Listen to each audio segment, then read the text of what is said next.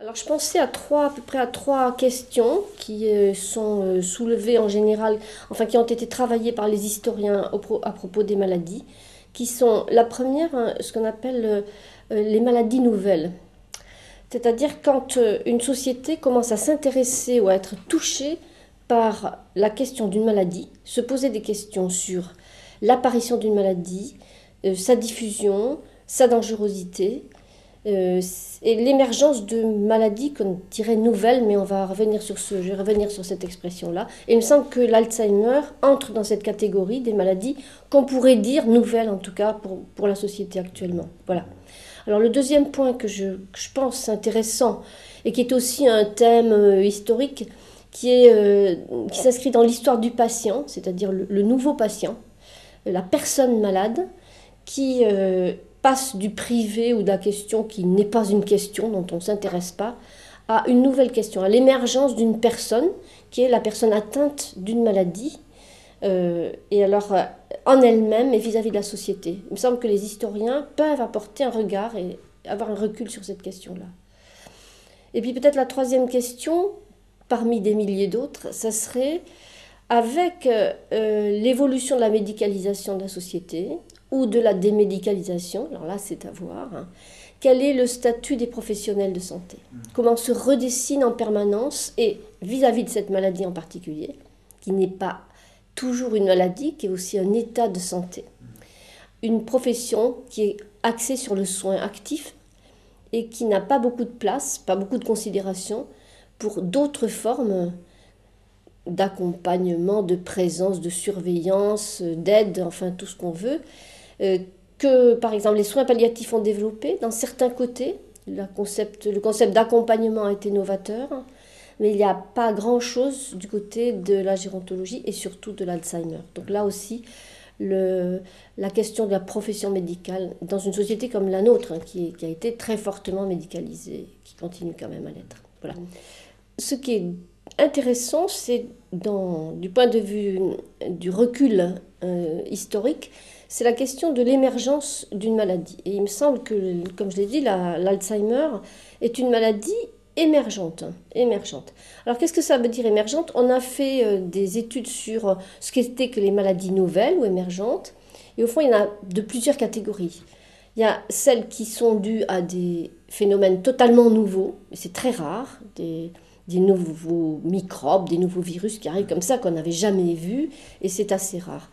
Il y en a qui sont dus au fait que la maladie, qui était chronique ou endémique, devient épidémique, c'est-à-dire elle va changer brusquement de virulence, de cadre, elle va se déplacer et elle va prendre un tout nouveau caractère. Par exemple, la peste, qui était endémique en Asie du Sud-Est et qui a envahi l'Occident, devenant extraordinairement virulente, très brutale, très nouvelle, etc. Donc il y a beaucoup de maladies comme ça qu'on croit nouvelles et qui ne sont pas nouvelles, mais elles deviennent nouvelles et elles accaparent toute l'attention. Voilà. Et puis il y a d'autres maladies qui vont simplement changer d'échelle. Et je crois que c'est l'Alzheimer.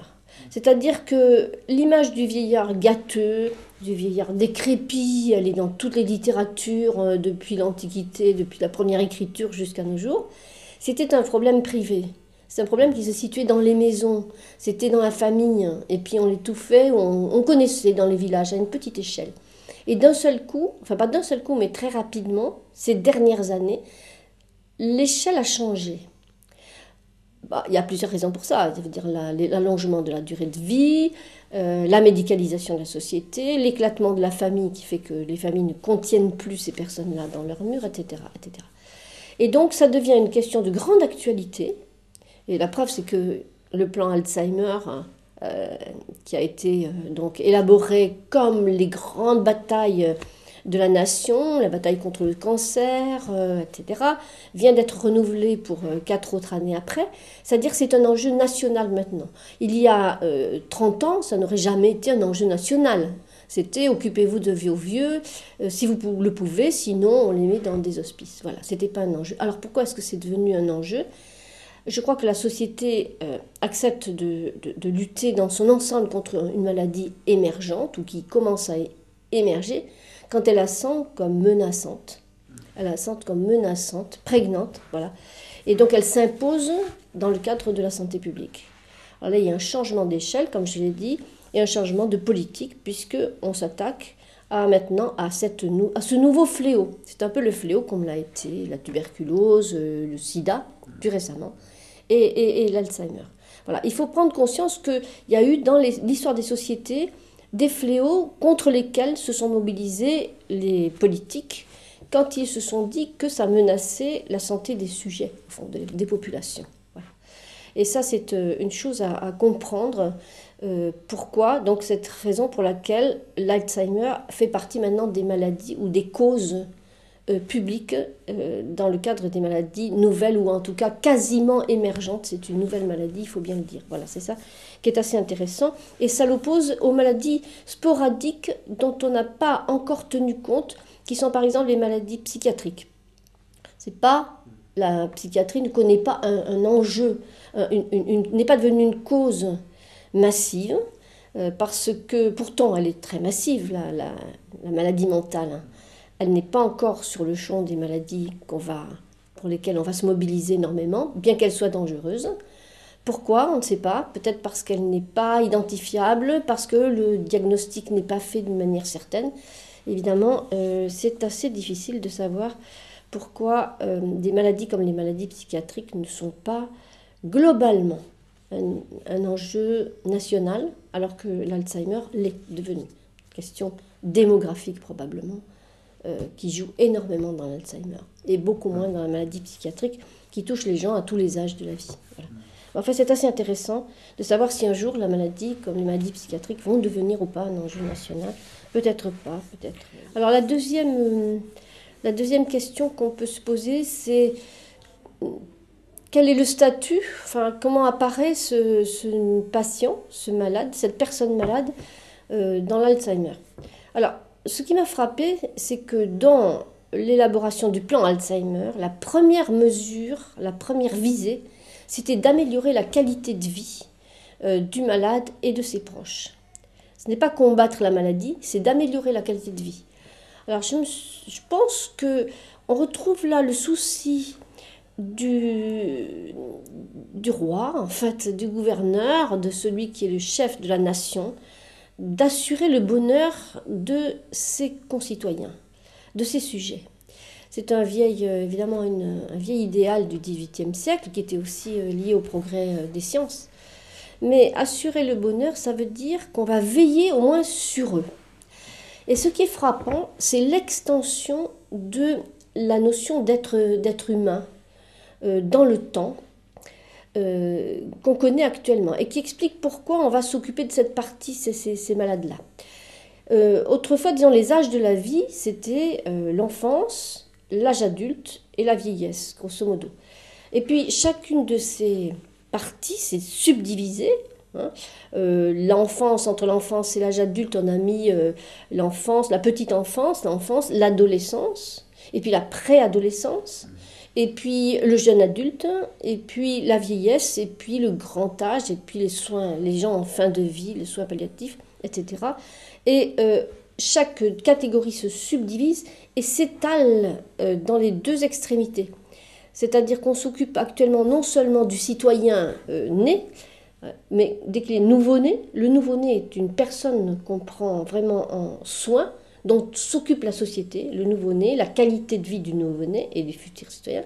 Mais maintenant, en néonatologie, avant qu'il naisse, on s'intéresse à la santé du fœtus, qu'on appelle de fœtus, mais enfin de l'enfant à naître, et très en amont aussi maintenant, au fond, le vivant et le sujet de notre société, il s'étend comme une sorte d'élasticité de temps de vie, très en amont, et après, on s'aperçoit que le soin de la personne, les personnes en fin de vie, par exemple, sont l'objet d'une nouvelle catégorie. Avant, il y a la dépendance, qui crée maintenant une nouvelle catégorie en amont de la fin de vie. On voit que ça se crée là. Et donc, après la fin de vie, ma foi, il y a les obsèques, il y a le mourant, le mort, et puis le soin du mort, etc. Voilà. Et alors, dans cette extension et cette multiplication, cette complexification de l'être humain, il y a maintenant place pour ces personnes comme la personne d'Alzheimer, qui est une personne dépendante, naturellement, mais pas tout à fait, qui va avoir un laps de temps de vie très long et qui va passer d'un état de non-dépendance et un petit peu dégradé à une extrême dépendance vers la fin. Et donc, par rapport aux autres, cette personne va passer de l'intégration de la société à une exclusion, enfin, retrait de la société, comme on a dit la dernière fois. Voilà. Et ça donne une sorte de statut spécial à ce genre de personne qui est vivante, pleinement vivante, mais avec une qualité cognitive, comportementale, qui fait qu'elle vit toujours, mais elle est très atteinte. Elle est atteinte, voilà. Néanmoins, on va garder une case pour les personnes atteintes d'Alzheimer et maladies apparentées, donc qui ont des atteintes cognitivo-comportementales, disons, voilà.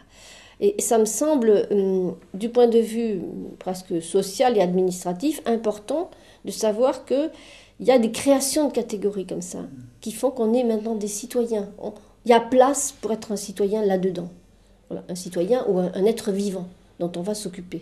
Une personne dont on va s'occuper. Une personne qualifiée de alzheimerienne dont on va s'occuper, de même qu'on va s'occuper de... Mais enfin, il y a des manques, il y a des trous, il y a des lacunes. Par exemple, les handicapés. Certains handicapés qui n'ont pas leur place là-dedans, par exemple. Ceux qu'on ne voit pas, qui sont exclus dans des institutions dont on n'entend ni la voix, ni rien du tout, et qui sont vraiment un problème gravissime d'oubli, tout simplement, et de relégation, en effet. Voilà. Donc ça, c'est une histoire du patient, en quelque sorte. Histoire du patient qui peut être intégré, enfin, il y a une modification des catégories. De l'intérieur aussi, il me semble que, alors là, il y a un problème pour l'Alzheimer. Il me semble que les patients ont pris la parole.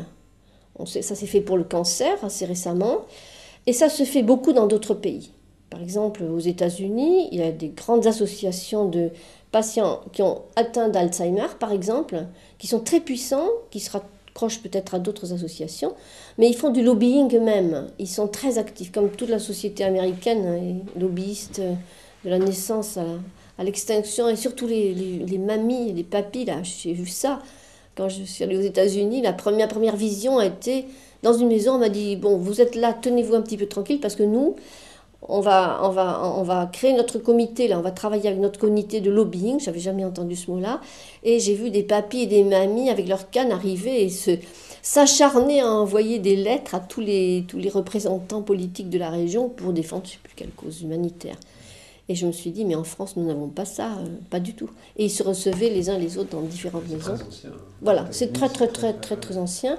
Et au fond, ce lobbying des malades par eux-mêmes, au fond, il faudrait employer ce mot-là et pourquoi pas l'accepter. C'est pas seulement le lobbying des pharmacies ou des choses absolument, comme ça. Absolument. Je trouve que ça a un côté positif et c'est ce qui manque pour l'instant dans l'Alzheimer. C'est-à-dire la possibilité de parler en son propre nom, au nom de la collectivité de ces soignants-là. Je crois que c'est une piste un petit peu à creuser. C'est très difficile en France parce qu'on passe par des associations qui elles-mêmes sont un petit peu formatées, disons, colonisées par des édiles ou des médecins ou d'autorités. Voilà.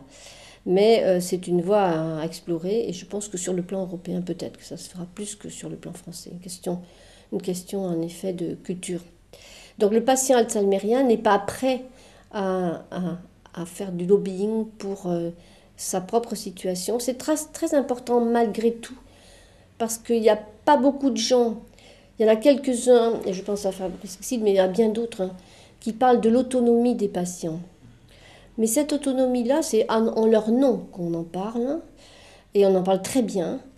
Mais si on dit qu'il faut restituer l'autonomie des patients, rien ne vaut le fait qu'ils se l'approprient spontanément ou qu'ils la gardent tout simplement le plus possible, de manière à choisir eux-mêmes, c'est-à-dire faire des choix, élaborer des choix s'il y a des choix à faire. Hein. Et en tout cas, c'est la parole elle-même qui équivaut à dignité. C'est parce qu'on s'exprime qu'on est dans la dignité de l'être. Hein. Enfin, quand on s'exprime ou qu'on vous écoute, enfin, il y a une sorte d'expression de soi, quelle qu'elle soit. Et je pense que cette voie-là, c'est-à-dire la nature active du patient alzheimerien, elle manque un petit peu de conviction actuellement en France. Et l'histoire du patient montre que Chaque fois qu'une catégorie de patients ou certains patients prennent la parole, s'expriment ou écrivent, comme l'ont fait par exemple les gens qui ont eu la tuberculose. Les tuberculeux ont été des grands communicateurs. Ils ont beaucoup parlé d'eux-mêmes. Et du coup, la tuberculose, en tout cas dans certains milieux, a eu une certaine dignité. Ce n'était pas une maladie misérable. C'était une maladie qui donnait certaines capacités à s'exprimer, à ressentir, etc. Voilà. Donc, parler pour la personne alzheimerienne, oui, quand on ne peut pas faire autrement, mais la laisser parler ou la faire parler le maximum possible, puisque c'est elle dont il s'agit, en fait. Voilà. Le troisième point, où le recul historique peut apporter quelque chose, je pense, pourrait apporter quelque chose, c'est peut-être la question de la médicalisation et des corps professionnels, hein, la professionnalisation en médecine. Parce que, de fait, comme cette maladie concerne peu la médecine au sens de curative, hein, je veux dire, il y a la recherche d'un côté, et puis il y a assez peu d'impact pour l'instant dans le curatif. Les médecins ne sont pas absorbés complètement dans le traitement des personnes alzheimeriennes, qui sont dans un état de santé, comme on a dit, intermédiaire entre la santé et la maladie, qui sont fluctuants, le cas est très individuel. Donc comment adapter la profession de soignant, ou d'autres professions d'ailleurs, à cette forme de vie, à cette forme de vie sociale, psychologique, individuelle. Et ça, c'est un problème. On a toujours dit qu'il fallait valoriser les rôles d'être là, de présence, de surveillance légère, tout simplement. Il faudrait retrouver une terminologie, une adaptation de la terminologie et des rôles. Je ne dis pas des salaires, mais des rôles, je dis pas des salaires pour dire qu'il faut en parler, mais de sorte... Alors je pensais à la terminologie de l'accompagnement, en effet, qui a été créée pour les soins palliatifs, où il n'y a justement pas grand-chose à faire. Il y a quelque chose à faire, évidemment, il y a de la médecine palliative, mais il y a aussi beaucoup de veillance, quelque chose qu'il faudrait créer comme un néologisme pour dire, pas de la surveillance comme on est un surveillant général, mais de la veille, hein, ou de la veillance, d'être là et d'être aux aguets, enfin attentif à quelque chose, et pouvoir pallier les carences, les manques, voilà. C'est un travail très intéressant. Je me souviens que dans ma propre famille, on a fait appel à des anciennes femmes de ménage, comme on disait. Et alors, il y avait les actives qui passaient le chiffon, le balai, qui lavaient, et puis les autres qui faisaient de la présence. Et je dois dire que je me suis beaucoup battue pour que les salaires soient les mêmes, et que celle qui passait la serpillière ne soit pas plus payée que celle qui était assise à côté de la personne malade, et qui lui servait d'alter ego dans sa parole et dans ses souvenirs et dans sa présence, et aussi affective. Voilà. Et ben, j'ai toujours rêvé qu'il fallait embaucher des gens pour ne rien faire, hein, au sens de faire. Hein. Prenons le thème du veilleur de jour, une innovation terminologique et professionnelle. Si on appelait veilleur de jour une personne qui ait cette fonction très valorisante, d'être quelqu'un qui est un observateur, un accompagnateur aussi, et qui travaille à la fois pour l'institution, il faut bien le dire, hein, et pour la personne aussi, pour l'empêcher d'être perdu et désorienté. Un veilleur de jour, c'est quelqu'un qui justement fait tous les rôles à la fois, qui coordonne, qui accompagne, qui va référer s'il y a un danger quelque part, etc. Et ça serait vraiment la personne dont on ne veut qu'elle n'ait pas une tâche trop lourde qui l'absorbe. Par exemple, remplir les papiers, mettre des fiches, remplir des cases, etc. Demander ceci, aller courir là-bas. Mais ce veilleur de jour, il me semble que ça devrait créer dans toute institution, tout espace, une sorte de moelleux presque, de tissu conjonctif qui relie les choses et les gens, les espaces, les coins, les escaliers, les déambulations, les déplacements. Et parce que nos architectes n'ont pas pensé à ça. Voilà. Je me souviens avoir vu une exposition d'architecture à Londres, je crois que c'était Wright, enfin un très très grand architecte, qui avait fait une architecture des places et des rues. Il n'y avait pas du tout de bâtiment. Simplement, il avait conçu les déplacements des gens et créé des espaces de place et de rue en fonction des déplacements des gens, pour qu'ils soient harmonieux. Voilà. Eh bien, puisqu'on n'a pas ça encore, il faudra le faire un jour. Il s'était rendu compte que les architectures telles qu'elles étaient faites dans l'urbanisme actuel, les gens se cognaient, se heurtaient, ne savaient pas s'il fallait aller à droite ou à gauche, se perdaient dans les rues, etc. Voilà. Ou alors et paniquaient quand ils arrivaient par exemple, à l'Arc de Triomphe. Voilà. Mais il s'était dit, il faut d'abord réfléchir à ça en fonction des flux, des déplacements des personnes. Ensuite, on fera les bâtiments. Voilà. Et je trouve que veilleur de jour, dans un espace qui n'est pas conçu pour ça, qui est vraiment perturbant, ça serait une fonction justement d'humanisation. Au fond, qu'est-ce qu'on cherche? On cherche l'humanisation. On cherche à rendre la vie plus, au moindre coût, il faut bien le dire, la vie plus agréable, la vie plus humaine. Voilà. Éviter tous les tracas, toutes les pertes, toutes les petites blessures qu'on se fait physiquement et psychiquement, les pertes de temps, les énervements, l'agressivité, tout ça. Et je pense que c'est une très belle expression de dire qu'il faut inventer quelque chose comme des veilleurs de jour. Je trouve que c'est la nouvelle profession créée. Voilà. Donc, à tâche nouvelle, corps nouveau, et peut-être justement une formation pour se dire que cette tâche-là est aussi importante et professionnalisée aussi, doit être professionnalisée aussi. Il y a un enjeu de formation, j'aime pas le mot formation, je ne sais pas quoi, de culture, d'appréhension, d'appropriation, voilà. Il faudrait trouver encore autre chose là, quelque chose de nouveau, pour ne pas utiliser cette question de formation à tort et à travers, et puis de manière très sclérosée, voilà. Il faut appréhender et s'approprier de nouveaux champs de la présence semi-soignante, soignante ou disons de veille des uns des autres. Voilà. Il me semble en conclusion que l'Alzheimer est un champ très ouvert, contrairement à ce qu'on pourrait penser. Il me semble qu'on voit beaucoup d'émergence dans ce champ de personnes, d'expérience, d'expérimentation. Et alors, elles ont d'autant plus de chance ou d'autant moins de chance, je ne sais pas, qu'elles sont locales, qu'elles sont particulières, qu'elles sont individuelles. Et là, on a le courage d'expérimenter, on a le cœur de faire des expériences, et souvent elles sont absolument merveilleuses. Alors, il reste à diffuser, sous forme d'une diffusion, ces communications, faire savoir, etc., d'en donner un peu d'espoir. Mais ce n'est pas l'espoir de guérir, ce n'est pas l'espoir d'aller à la bataille ou à la guerre. Enfin, disons, on peut utiliser cette métaphore, mais en douceur quand même. Mais c'est vraiment être attentif à l'émergence et à l'innovation. Je crois beaucoup quand même à un champ qui non seulement fait que le malade reçoit des choses innovantes, des expériences ou des données, mais c'est une source d'interrogation et de changement de la médecine et du regard de la société sur elle-même. Ça, je crois que c'est un point d'où sort énormément de nouveautés. Et on n'est pas encore au bout de ces nouveautés. Voilà.